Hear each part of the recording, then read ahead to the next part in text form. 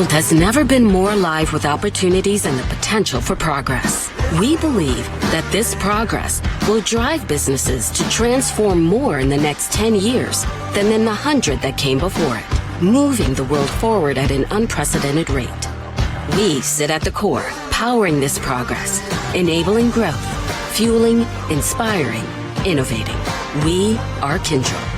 We design, build, manage, and modernize the mission-critical technology systems that the world depends on every day. Working with our customers, we imagine things differently.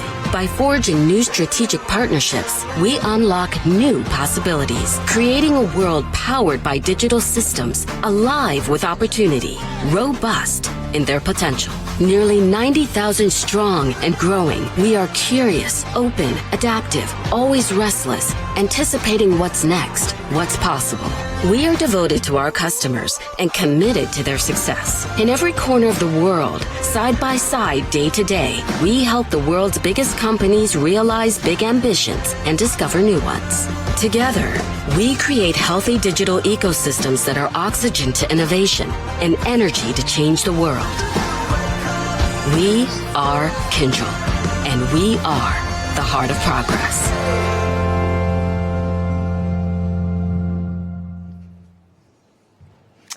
Well, good morning all. Ambassador Cenadinas, Mr. Andrew Liveris, Ambassador Berry, Rear Admiral Goddard, Major General McLaughlin, the Honourable Steve Chobo, Mr. Brian Pontifex, Mr. Richard Andrews, Ms. Trudy Whitbreck, Mr. Martin Schroeter, Mr. Carrie Purcell, distinguished guests, ladies and gentlemen, one and all.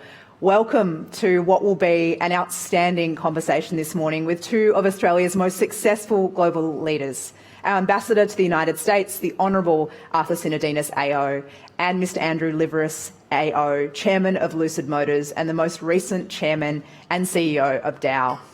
It's so wonderful to have you all here to be a part of this conversation and just to be in the room virtually. Those who are joining us all around, welcome one and all. It's a privilege to be here and to have the opportunity to host today. For those I haven't met, my name is Holly Ransom, and I'm very much looking forward to facilitating your questions with our speakers today and to be a part of this exciting dialogue.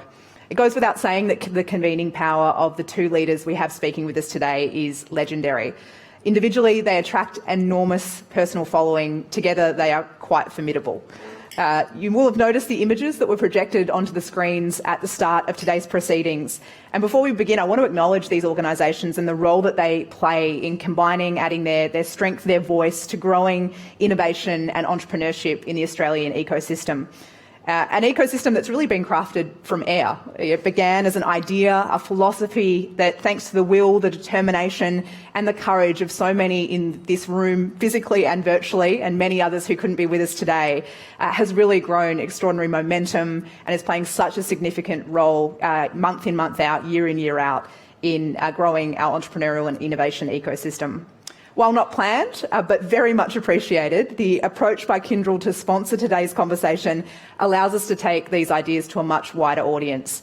And to that end too, I just want to acknowledge the team that have managed to pull together this fabulous event in such a short period of time. It's been a wonderful effort, no mean feat, particularly as the silly season is upon us, to bring this group of people together in the room. So thank you so much to all the people that played a role in making that happen.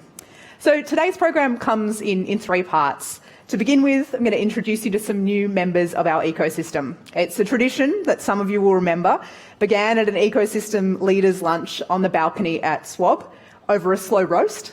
And today we're meeting here and we're going to have the opportunity to meet with Kyndryl's global and Australian leaders. So we'll introduce those leaders shortly. The second part involves unlocking the insights and opportunities for Australia's ecosystem that come from being at the table where decisions are made, at the epicentre of change by those who were there. And finally, we will take the opportunity to put your questions to Mr. Ambassador and Mr. Liveris as well. We will be moving quite swiftly through the program so we can cover as much ground as possible.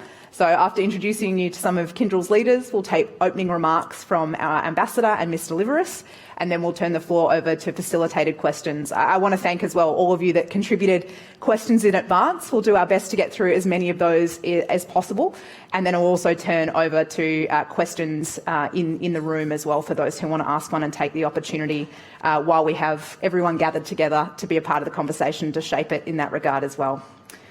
So, with great pleasure, I get the opportunity to introduce Carrie Purcell to kick off proceedings. And I must say, it is a rare opportunity to introduce a Kiwi-born Australian that is fluent in Japanese to give our acknowledgement to country. So that's a very reflection, I think, of the diversity within our ecosystem here, and a wonderful tribute to Kerry's career as well, and what he's managed to do and accomplish over that period of time.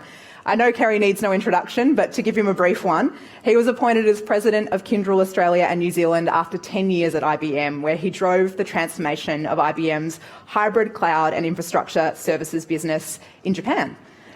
During this time, he worked with customers and IBM's partners across many industries to accelerate the shift to digital and AI services, and significantly, the cultural change that needed to accompany that in order to ensure the promise of these technologies was delivered on. Really excited to hear, and Kerry chatting beforehand this morning, just his level of optimism about the Australia that he's returned to, and I'm sure he'll talk more to that today, but how significant our competitiveness globally when it comes particularly to cloud technology sits, with his global vantage point on things. Carrie and his team also led many transformations as we pivoted, as the word of the last 2 years, sadly, isn't it, with the COVID reality. In fact, I think you ran your business for about 4 months out of Arrowtown in New Zealand, so you might share a little bit about that too. But without further ado, please put your hands together and welcome Carrie Purcell.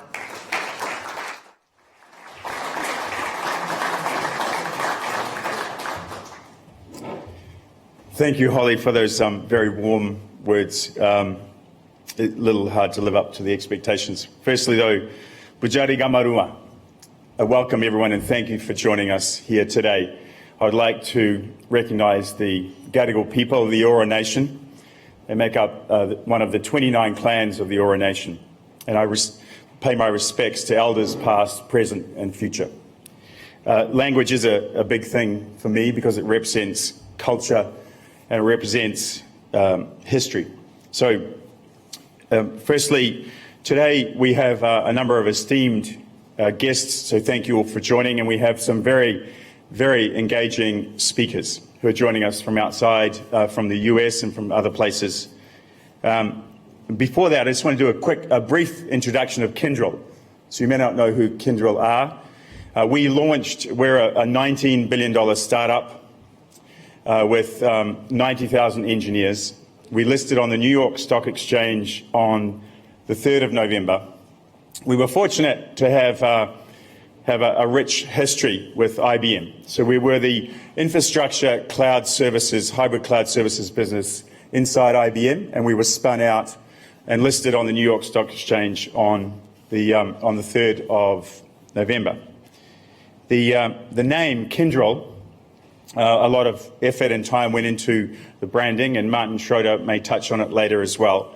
It comes from kinship and tendril, so family growing together. So there's a strong sustainability message in that, of course, as well. So we deliver the normal tech services to a range of customers in public sector and private sector, and you won't necessarily experience them directly, but if you've been on a train, a plane, done internet banking, consumed or pay your tax, and also come through any immigration, you would have either directly or indirectly experienced our services. So we power a lot of the social fabric here in Australia and around the world. So we've spent a lot of time setting up shop and building our technology skills over the last, over a very long period with IBM. And as Kyndryl, we are investing in technology talent around data, AI and applications, around cloud, security, resiliency. And beyond that, though, there is a very strong purpose, which is around sustainability. And Martin Schroeder will touch on that in a minute. So I would like to now introduce Martin to you all. He is the Chairman and Chief Executive Officer of Kyndryl. We're a New York-based business. And Martin I've known for 10 years. He's been a boss, he's been a mentor, and a good friend. We worked together at IBM. Martin was the Chief Financial Officer. He also ran the infrastructure services out of Australia for the Asia-Pacific region. And then he ran globally all of our customer teams around the world for IBM. So it gives me great pleasure in welcoming Martin. He is, and don't let the accent fool you, he's more Australian than Russell Crowe and Keith Urban, who are good Kiwis. And he is definitely an Australian with a strong American accent. Welcome, Martin.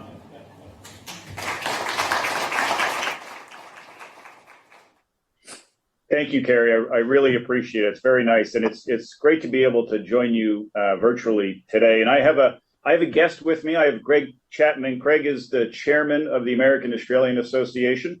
As Carrie mentioned, notwithstanding the accent or lack of accent, maybe, but notwithstanding that, I am both an Australian and an American, and I have close ties to the AAA. So Craig joining me here is terrific. My wife is from a little bit outside of Sydney. And we are very keen to get back to visit with friends and family, and obviously we've been missing everyone through the pandemic, and I've been missing the opportunity to meet with our Australian customers and our partners as well. So hopefully Australia continues to stay safe and well, and we can get back soon. I also want to thank Ambassador Cenadinas and my friend Andrew Liveris for convening this distinguished group. And for the opportunity to share what we do at Kyndryl with our customers in Australia and obviously around the world as well. I've been looking forward to this discussion and hearing their points of view, because while we all know the pandemic has altered the landscape of every industry, and we could probably spend all of our time on the topic of transformation and new ways of working, there's really so much more that we should discuss, that we have to discuss as a global business community, including sustainability and climate change and public and private partnerships, and how do you advance a digital economy, and overall the opportunities that are presented by a strong U.S. and Australia partnership. So to get us started, I'll offer a couple of perspectives based on my conversations with both public and private sector leaders around the world. First, coming on the heels of both the G20 and the COP26 summits on sustainability and climate change, the business community has reaffirmed its commitment to reducing carbon. And this is of heightened importance in Australia, as the risk of rising sea levels obviously threatens many nations in the Pacific. So it really does require a concerted effort to secure our future. And Australia is showing great leadership by leaning in on technological development to outpace emissions and supporting companies that develop low emission technologies. And I agree with Prime Minister Morrison. The tech sector has a leading role in achieving net zero emissions. But there's not one single solution, and technology alone will not ensure that the transition to net zero succeeds and turns into a new growth story. But having the right technological infrastructure and having the data and the tools in place at their potential makes all of us more likely to succeed in our net zero goal. So every industry, every country, every company has a role to play here. And changing the status quo really begins with looking this problem in the eye. And we're at Kyndryl, we're doing that too as a new company. We now will use this opportunity to engage with our own targets for renewable electricity, reduction of greenhouse gases and emissions. Obviously, we play a role here, given that we run data centers around the world. But no single company or person choosing to recycle or solve this climate crisis will do it on their own. It is all about collaboration and partnership in order to carve the best path forward. So there's some really important discussions, I think, that I've had with my colleagues in the business community, and as I said, public as well. Which leads me right to the second topic, which is something I've talked to actually more to CEOs. As the world comes out of this pandemic and the public and private sectors partner to really advance the digital economy, we must think about how we expand access to digital tools And so the people can really plug into the economic opportunities that the digital world can create. Industries around the world are reaching this really critical moment where almost 2/3 of global GDP will be digitized, yet almost half of the companies have only started their journeys on this. So though the stakes are high and the decisions today will define success for years and years to come. So we really need to work together across public and private sector to really enhance that peak digital performance across industries and business models. We must take seriously both the weaknesses that have been exposed in the digital infrastructure during the pandemic, but also the opportunities that it creates. And in the wake of this pandemic, as I said, there is always the storm of disruptive cyber attacks that we need to contend with. So that modern digital infrastructure, the one that uses automation and AI and cloud solutions, can really help build confidence, can enhance competitiveness and security, and it can increase productivity. It's critical. That's why it's so important that Australia continues to focus nationally and at the corporate level on IT infrastructure, on hybrid cloud, on automation, software development. But if we want to ensure that lasting access to secure, reliable, and cost-effective technologies, then innovation and R&D ecosystems must be at the core.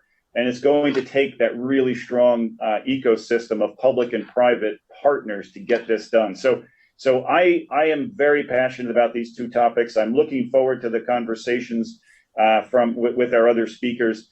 But one final thing, as both a business leader and a dual citizen, I've witnessed the positive impacts from the long-standing relationship between the U.S. and Australia across economies and cultures and politics and of course, defense.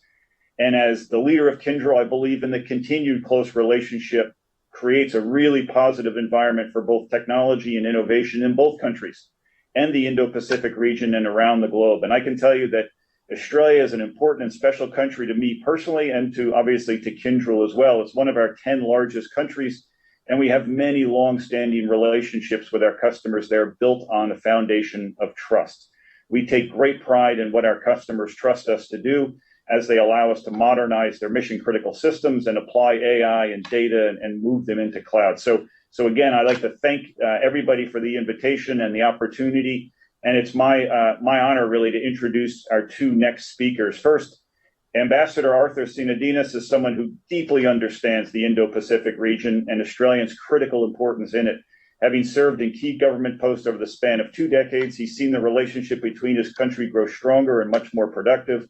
And we are very fortunate to have Ambassador Cenadinas in Washington as the Australian ambassador. I'm positive under his stewardship, the U.S. and Australia will continue to come even closer as anchors of stability and prosperity in the Indo-Pacific region. And we have Mr. Andrew Liveris. Andrew is the chairman of Lucid Motors and the BlackRock Long-Term Investment Fund. I've known Andrew for a long time. He is a non-executive director at IBM, where I worked for many years. He's also on the board of Saudi Aramco, of Worley, and of Novonix. And not that he has any spare time, but he also finds time to be on the advisory board of Sumitomo Banking, Teneo, and NEOM, which many of you may know is part of the Saudi Vision 2030. And Andrew was just appointed chairman of the Australian government's National COVID Commission's Modern Manufacturing Task Force, which is a very important initiative. So with that as brief introductions, Mr. Ambassador, the floor is yours. Oh, thank you very much, Martin. And Carrie, thank you to Kyndryl for sponsoring today and to Holly for being our MC. You'll do a great job, as you always do.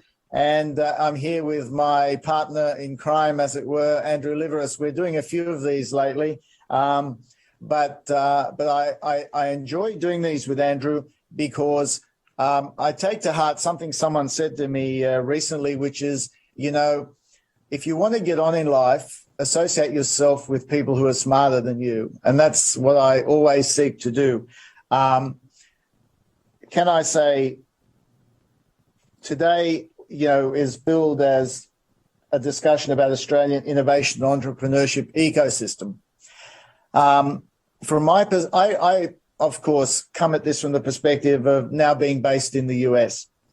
And when I came over here in February of 2020, one of the tasks I set myself was, apart from all the day-to-day stuff one does as ambassador, I wanted to learn more about how the innovation and ecosystem and entrepreneurship ecosystem works in the US, and what are the lessons we can take away. And yes, there are caveats because of the differences in size and scale and some of the institutions, but this is something I've been working on since I've been here, and thinking then about, well, okay, what lessons are actually transferable? And in my mind, not surprisingly, I suppose, it did reinforce certain elements. The first was that innovation is an imperative across the economy. Now, maybe that's just a truism, but truisms are worth repeating, because I think the future of the Australian economy is that in every sector of our economy, we look at how we innovate. Now, innovation is not all just about technology. Innovation occurs every day in workplaces all over the country as people find new ways to do things. They respond to changing circumstances. That's innovation. It's a mindset of responding to change, being open to change, accepting that disruption is the new constant, particularly in this era where we face accelerating change in technology. We face pandemics, possibly recurring in the future. We face the ongoing effect of climate change, which is a bit like a boiling frog. We don't see the results now, but the results are building up over time. So we face all these challenges. And so that requires innovation and adaptation. And so I look at the Australian economy and its structure, and what strikes me is we've been very good in setting up certain sectors, like agriculture and mining, traditionally commodity-based sectors. But they have also been, when you look through them in more detail, areas where Australia does have quite a record of innovation. So we shouldn't look at traditional sectors as being the enemy of innovation. It's not an either-or. It's about the capabilities you provide to drive innovation across the economy. The other thing that strikes me being over here is that in the US, commercialization of research is not a potential add-on. It very much drives the process. When people are doing research here, they're also actively thinking about the commercialization opportunities, and the way systems are structured here, both in the capital markets and in the education sector, I think are very good at giving people a capacity to realize those opportunities. Now, yes, there are differences. The US has very deep and liquid capital markets. We have a very good capital market, and we have some huge capital pools, like the one that we're accumulating in the super fund sector. But the important thing is, and even though we are, I think, increasing the amount of venture capital available in Australia, it's hit a record, something like 2 billion recently. In the US, it's up to 80 or 90 billion that they raise a year in venture capital. So we are making progress, but I think there are still things we can learn from the US experience about that mindset of innovation and entrepreneurship and risk-taking around the economy. And part of my role here now is to look at the ways in which Australia interacts with the US, which provide new opportunities to drive innovation in Australia.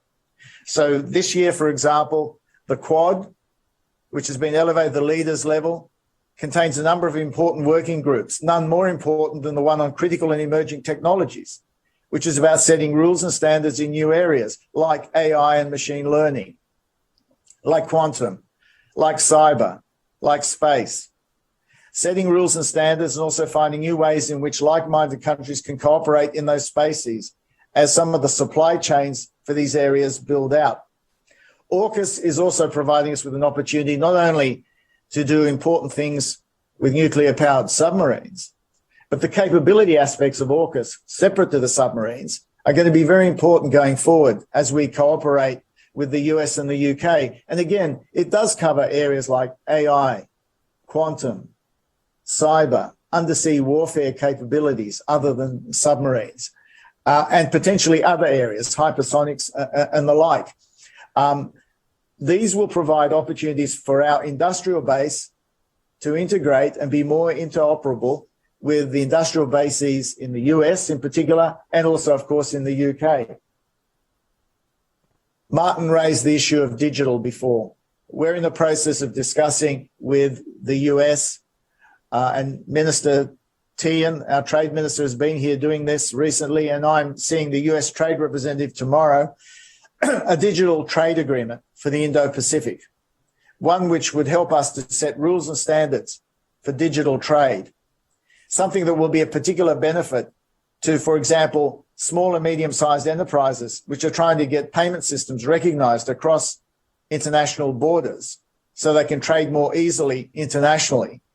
We have gold standard agreements in the digital space with Singapore, for example, the US has with Japan. Our pitch to the US has been that we regionalise these agreements.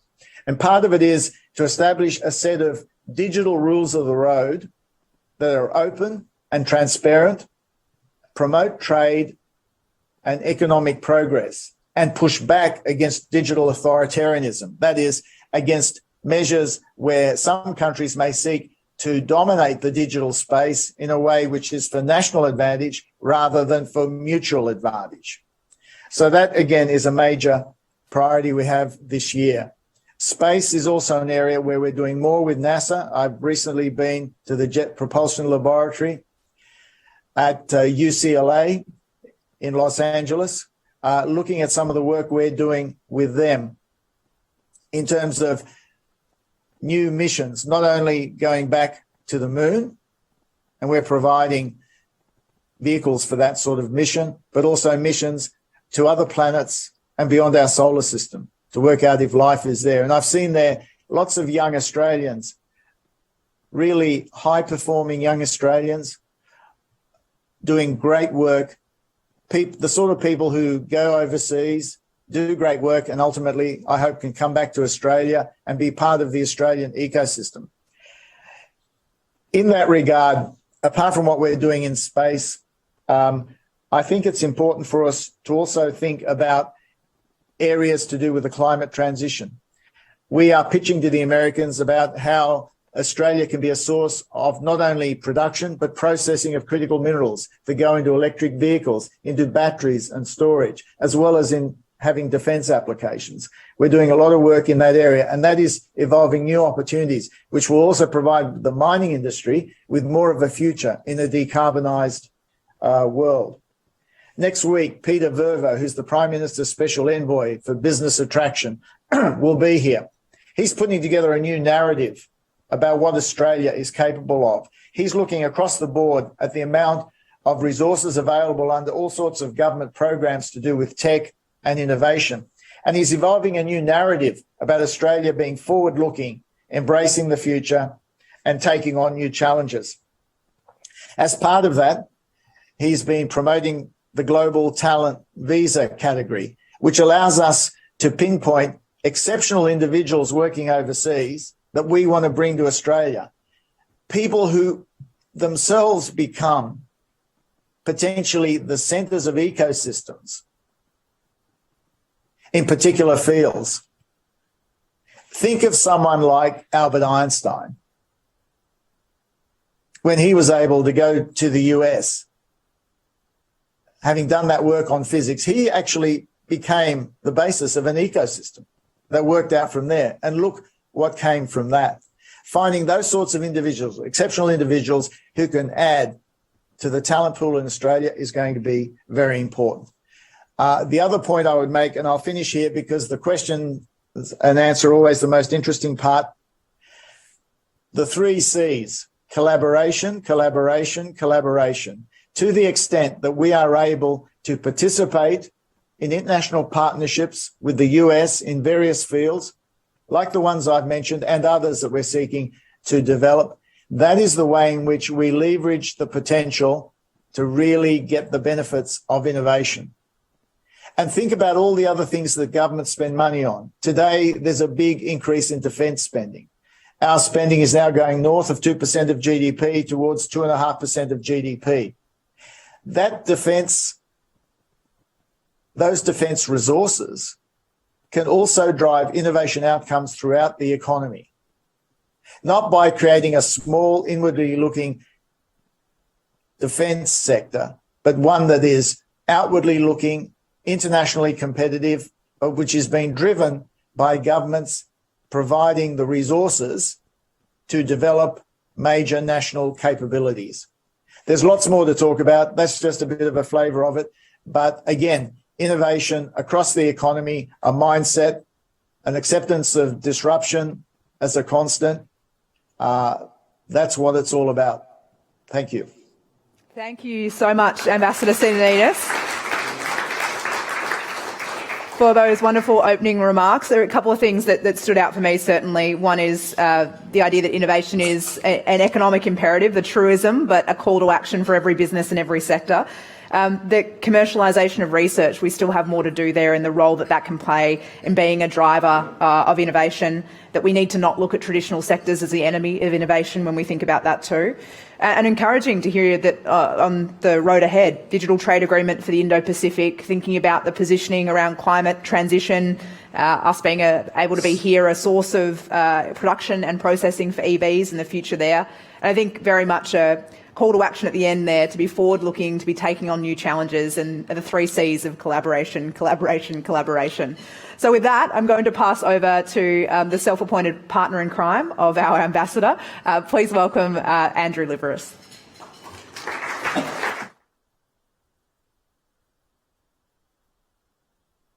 Kendrell and Carrie, and really appreciate the fact that Kendrell's jumped into the phrase so quickly. Martin, I know you're part Australian or whole Australian, but I also know you as a very successful IBMer, and Kendrell's got a fantastic future. So thank you for really grabbing this opportunity so quickly to really nurture the US-Australia relationship. It's hard going third after you two, but I certainly would try with my partner in crime, as already articulated. Arthur and I have done a few of these because the perspectives that Arthur provides are phenomenal.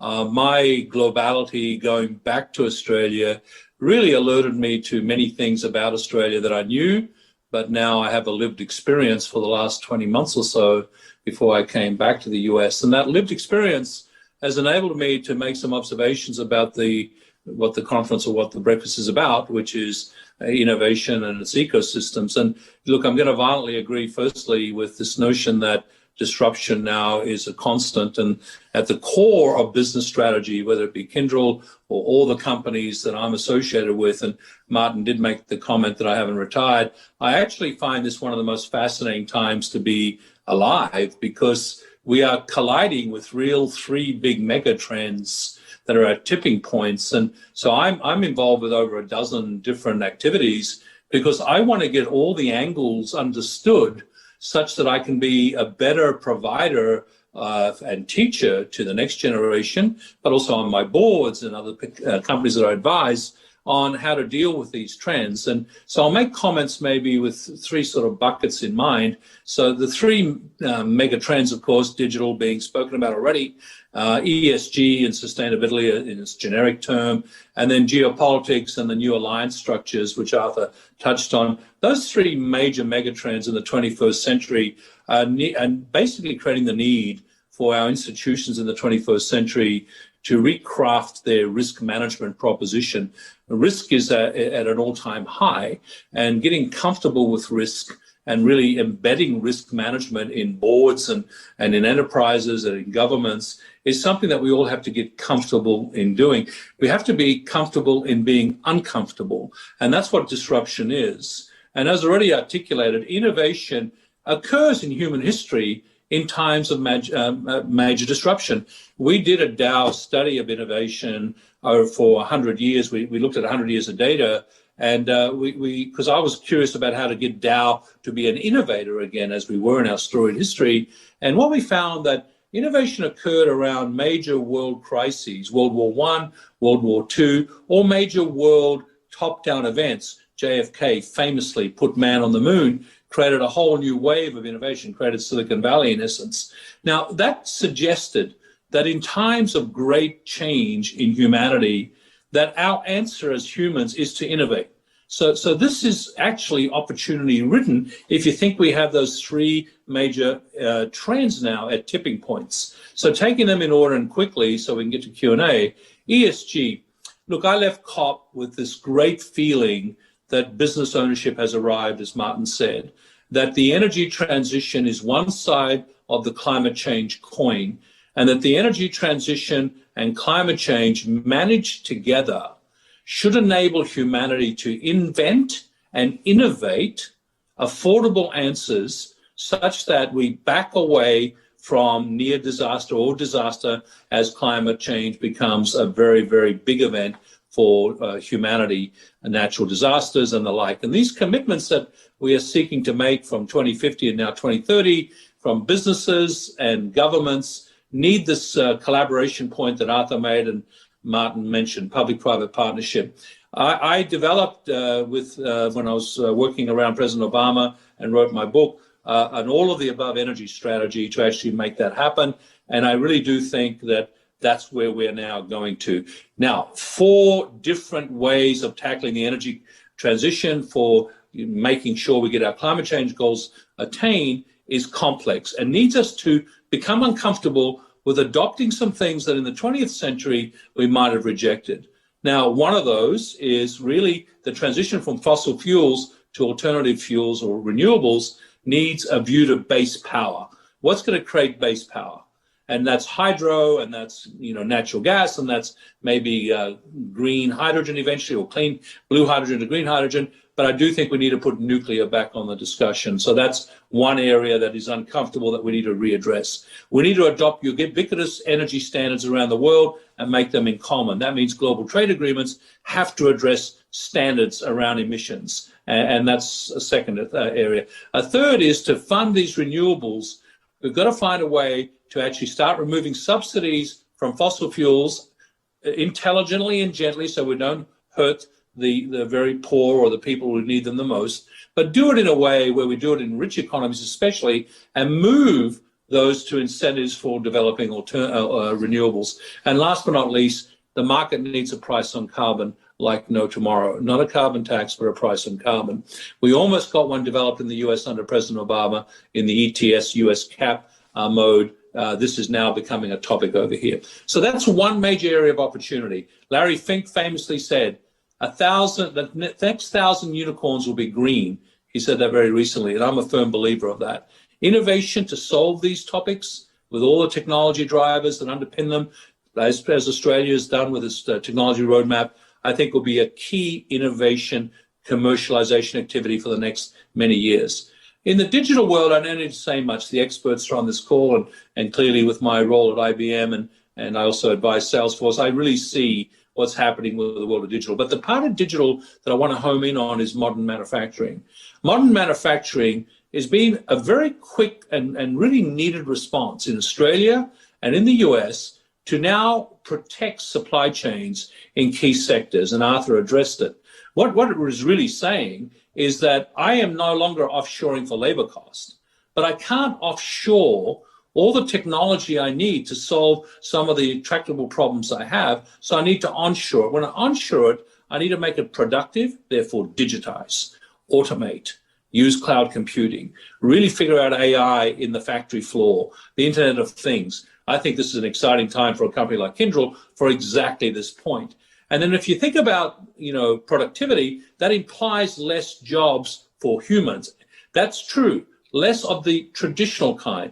Then you've got to flip it over and say, just a sec, we're going to get the skills for the 21st century. So how do we reskill the existing workforce and also, for that matter, change the education system to change the supply chain? We can get into that topic in Q&A because I think this is the talent topic of the 21st century in the digital century, so to speak. And last but not least, on geopolitical, the only thing I'll say, these new alliance structures that Arthur touched on, from a business community point of view, leadership and leading at the intersection of business, government, and society means a public-private partnership model that really looks at how we actually can take risks and have the courage to lead in an activity which isn't just for a financial return to our owners. Now, that's a controversial statement, but it's actually very much what purpose-based businesses are doing. And CEOs and boards that have realized that their long-term cost of ownership and their right to operate is given to them by society, not a God-given right from financial owners. Financial owners that are smart and they are getting ESG metrics in place to actually measure companies, are basically saying, we want you to show us that you actually can have zero carbon emissions, can actually reduce your consumption of water, can actually distribute your products to countries that can't afford it. We want these as ESG metrics. This is purpose-based business, and it's arrived. And it takes a courageous CEO and a courageous board to step up and absolutely say, I have many stakeholders to satisfy. They're all equal, and that by doing that, I maximize the return for my owner. So that is a purpose-based business model that implies leadership for the 21st century for transformation. And I think the companies that get it, and they've already shown this, are getting higher returns from all the metrics that matter. The last thing I'll say is that as it relates to supply chains, the Modern Manufacturing Initiative, I am very, very encouraged, and Arthur mentioned Peter Verver and the work that Prime Minister Morrison's government is doing to actually put in place a strategy to finally lift Australia on the economic complexity scale. We were number 57 in 1995 on economic complexity as measured by the World Economic Forum. As recent as 2015, we were number 87. We have been going backwards. We can no longer be a farm, a hotel, and a quarry.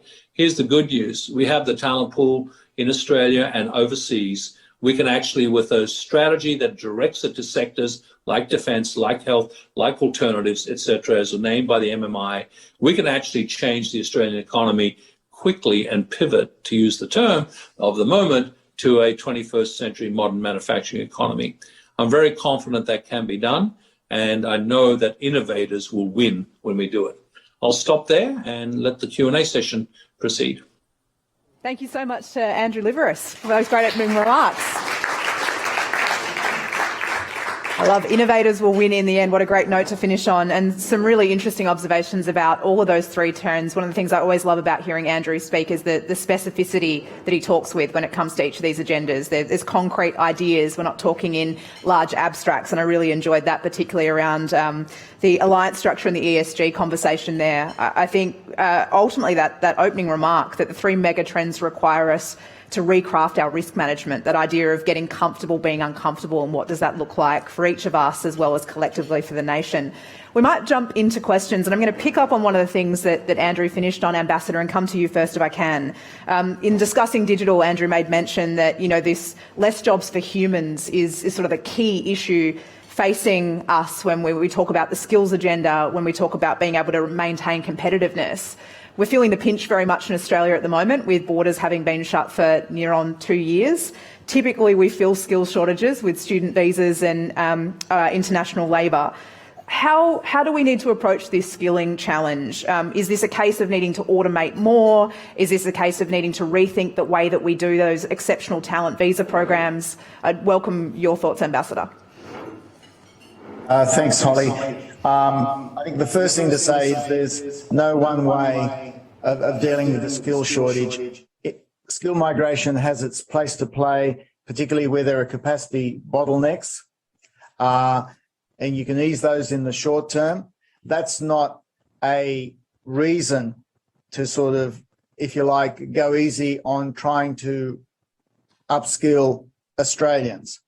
Ensuring the school system provides foundational skills, and then making sure vocational education and training is providing people with more specific skills, and then firms having a strong incentive to provide firm-specific skills. All of these are important parts of the equation. And it is imperative now, because automation is almost an autonomous process. It is just occurring. Technology is occurring in such a way that we're going to see more and more of this sort of reduction in jobs in certain categories. At the same time, it creates new opportunities for other jobs. The way this works is that as some jobs go, as long as the economic pie is growing as a result of that, and that is being recirculated in the economy, that will stimulate all sorts of other jobs anyway. But it does provide an opportunity for people to have their skills upgraded. But it does require active labour market and training policies. And I know in Australia in recent years we've developed Skills Commission and other mechanisms to do that.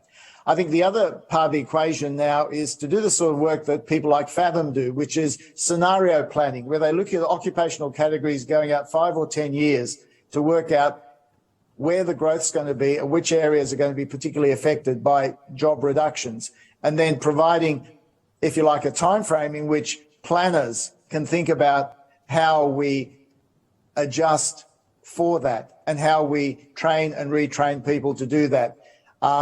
The other lesson that's coming through increasingly, just as disruption is a constant, training and retraining is going to be a constant. And for individuals, it also means, I think, being able to think about their own careers and how that will evolve and the extent to which they need to be actively managing their careers in terms of the training and retraining they get as they go on, and potentially change jobs a number of times in their careers. So there's a role for government, no doubt about it.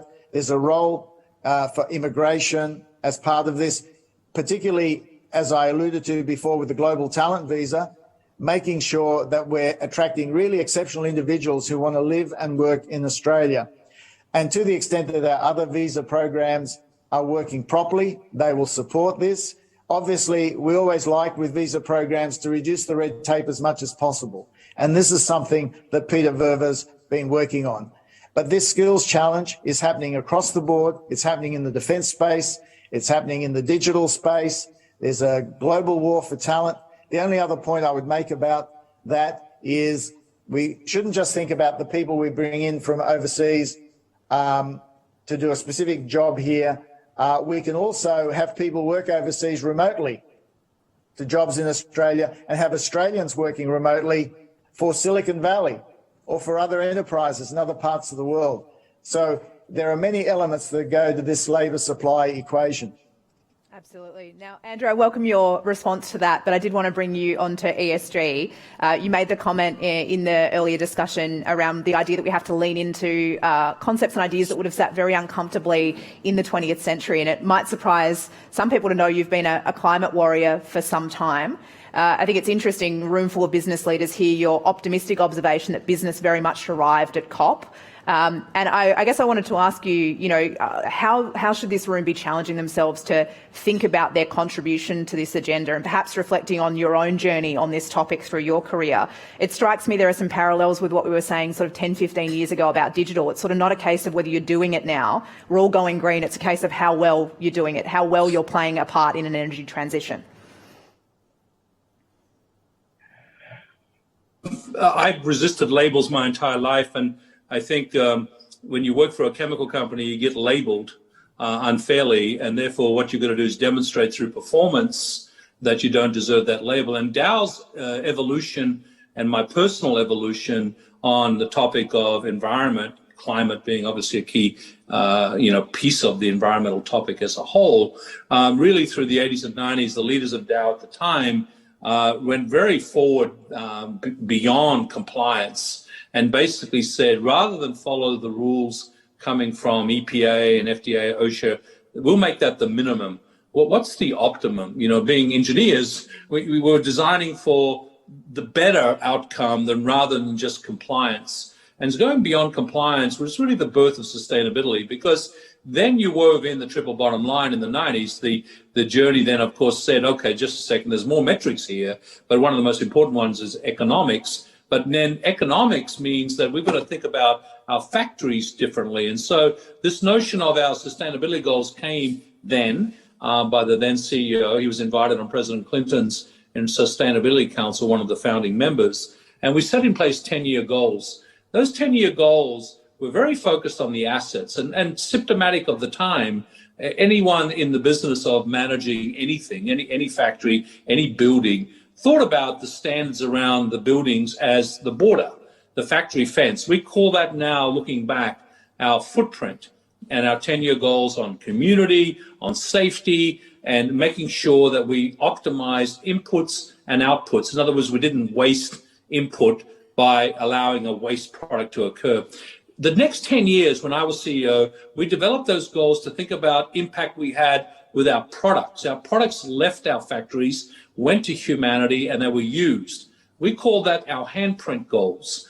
In other words, our impact to humans We had to understand that by doing toxicity studies and develop goals to remove the impact of those products from a negative consequence. So that actually was a mindset shift that occurred symptomatic with really the desire of everyone to know what we were eating, what we were drinking, what was in the water, et cetera, et cetera. Those trends really accelerated with the term sustainability with the next 10-year goals, which we now call blueprint goals.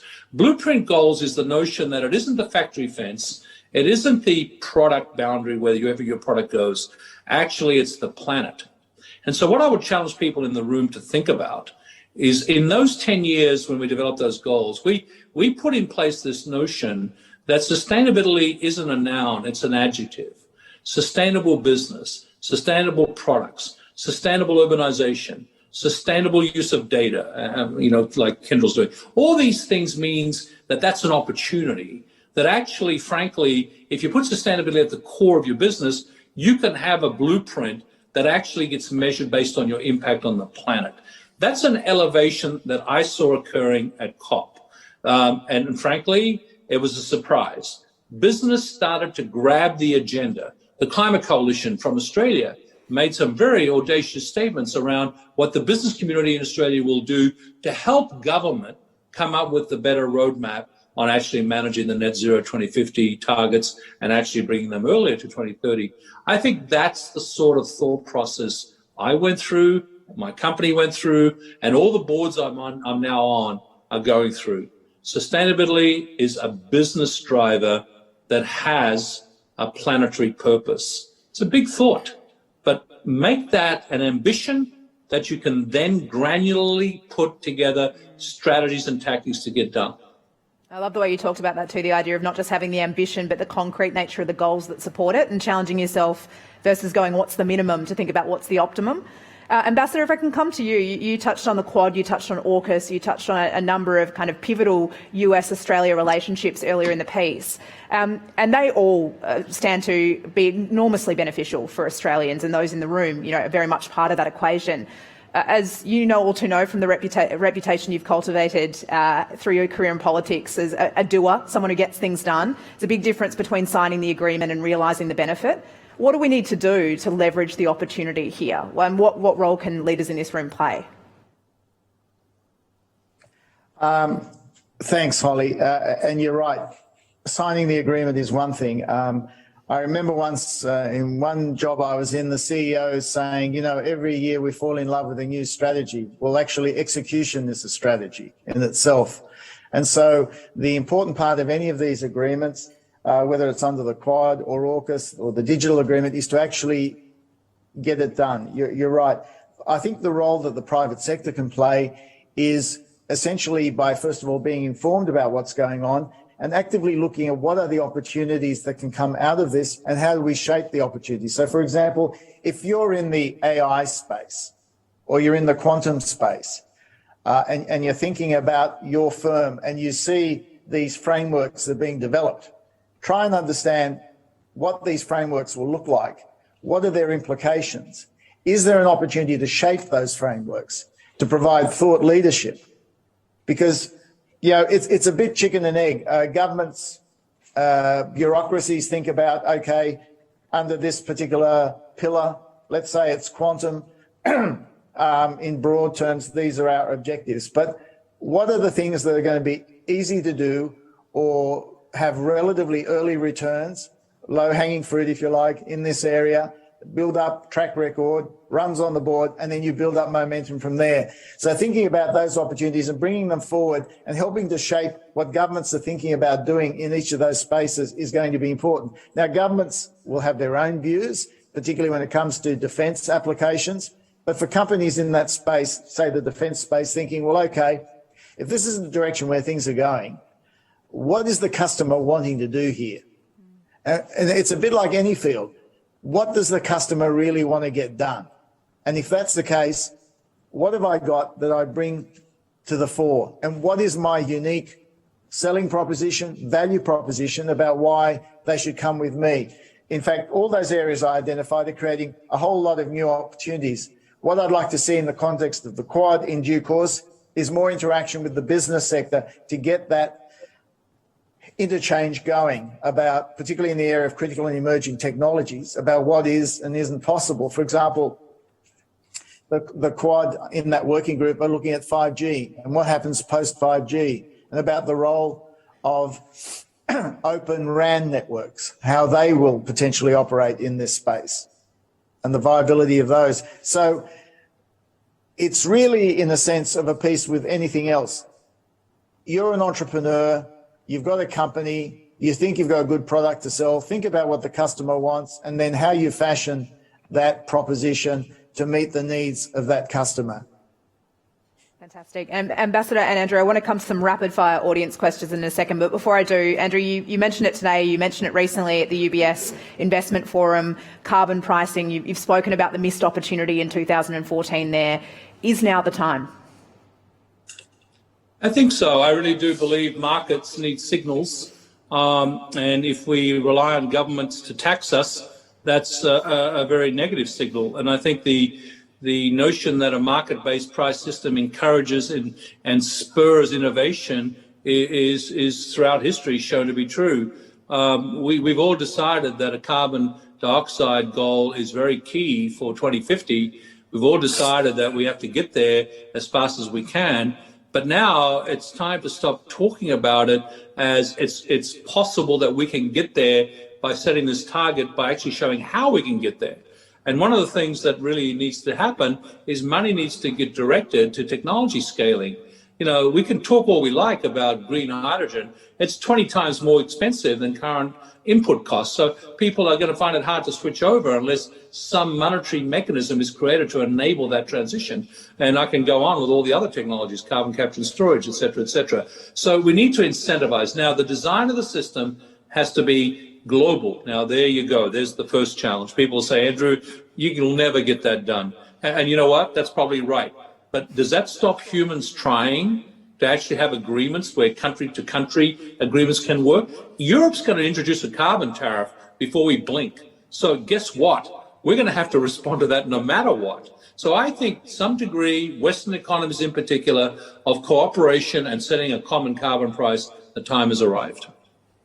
Excellent. All right, now we're going to turn to some rapid fire questions. I'm going to challenge our guests to keep their remarks to 60 seconds or less so we can get through a few of these. We'll see how we go.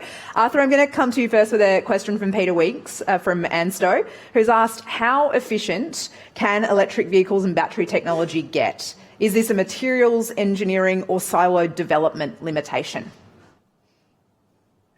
Thanks, Holly. I think the answer is experts with better minds than mine can assess how quickly they're evolving. But my impression is that the technology around these, because of the interest and the sort of signals that Andrew is talking about, the way that both national and state governments in many countries have put forward ideas for targets on electric vehicles, is actually driving people to look at how much better, more efficient the batteries and the other systems can become. I've noticed in the Australian context, companies like Tritium who are coming to the fore with EV charging. So I think I'm very optimistic about where it's going. I think it's got momentum, and the fact that you've got people like Elon Musk, Andrew Liveris and others pushing in this field is, I think, an important signal that this can be done and it can become more efficient and effective. Excellent. Thank you. Andrew, I might come to you on this because I asked the Ambassador about automation a little bit earlier. Charles Gretton from ANU's asked, Labor headwinds in the US, Europe and Japan are accelerating the automation of industries that employ 25% of the male population in Australia.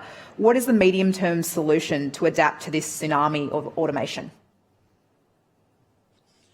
I really think there's a lot of discussion going on reskilling in the private sector that actually many of us, IBM, with its P-Tech program in high schools is a great example. I'm sure Kyndryl's going to have some derivative of that. Dow has community college curricula adoption around its sites in North America. Public-private cooperation on reskilling in the education sector is very, very needed to actually create a supply side to the demand side. You know, when I last looked at the statistic in America, there were over 1 million jobs being posted in the advanced economy sector, whether it be tech jobs or whether it be factory jobs that are digital. The human-machine interface needs humans to now understand machines, that actually can do advanced analytics, cloud computing, and AI. Those humans aren't being produced by the system. So we need to actually increase the supply. There's also the phenomena that's happened in the United States with COVID, and I'm sure Australia has its version. It's no longer the unemployment rate that we look at. It's the people who've left employment that we actually haven't gotten back yet. And so the great resignation. So we need to actually create a mechanism to get people excited by 21st century jobs and not be afraid of them. There's an anxiety out there that we've created. COVID maybe has accelerated it. But look at what we're doing right now. The digital century not only has arrived, but it's changed work. So we've got to get policies, social policies, companies are leading the way here to actually address what is the future of work, what does it look like, and how does the human-machine interface change the skill sets humans need to have. And we need to accelerate the training, both new to the workforce, but also existing workforce in those skills. I think it's one of the great needs for public policy that business can help partner in, because business is the demand side. So how can we help the supply side? And I know there's historical problems, US and Australia, with unions and the like, but we've got to go and present the case that it's good for the unions to have a just transition. And I'll stop there. Excellent, thank you. Now, Ambassador, you touched on earlier your observations around commercialisation of research in the US versus Australia. Jonathan Lacey from Crux's Innovation has asked, what is the biggest barrier to Australian research making a more significant difference? What's the step change that's needed? Thanks. Look, I think a couple of things. On commercialisation, I think that is important, not just for the Australian economy, but also our capacity to contribute globally to innovation. So that remains an issue which I know Alan Tudge and others are trying to do stuff with the university system, but it's an ongoing thing that we have to develop. The other thing we have to keep doing in Australia is using particularly big science facilities as a basis for attracting collaboration, because the best science and research is always done in collaboration, having an open system where the best minds work together. And if there's one thing in the world we need to preserve, it's that openness for people to work together. Part of what attracts people to work together is having big science facilities to work on, national research facilities. I worked on some of that when I was industry minister, and I was convinced then we have to keep developing. For example, we've got ANSTO with its facilities. They're very important in creating a basis for doing nuclear science and technology, and the way they're building that out with their campus to promote and incubate innovation in nuclear science and technology, very important. That's the sort of stuff that I think can be globally significant. Thank you so much, Ambassador. And extraordinarily, our hour has rapidly come to a close, so it's time to bid farewell to our online audience. It's been an extraordinary morning of firsts here. It's been the first event in the innovation and entrepreneurship ecosystem in all its glory for Kendrell. So it's been wonderful. Thank them for their warm welcome and congratulate them on their launch. I think they're the first company I've ever heard sort of offhand saying they're a multi-billion-dollar startup. So congratulations on coming out of the block strong, to put it lightly. We are absolutely delighted that you are here and playing a role in the ecosystem. To that end, we'd also like to thank Mr. Ambassador and Mr. Liveris for joining us. The first time the two of them as a collective force have joined the innovation and entrepreneurship ecosystem, and first time as well they've done so while being in the United States, while their audience is joining not just from Australia but right around the world. The genesis of the conversation, really, we thank them so much for their contribution to it, and we know that they've been contributing all this week to a manner of dialogues for different groups, from female leaders to investors through the entrepreneurship community. So thank them for their collective double act that they've been playing all week in providing their insights and contributions to those groups. And it's also the first time I've interviewed two Australians of Greek heritage, whom the White House knows by name, from a Greek function centre in Sydney. So that's a bit of a quirk too. Can you join me in putting our hands together for our guests?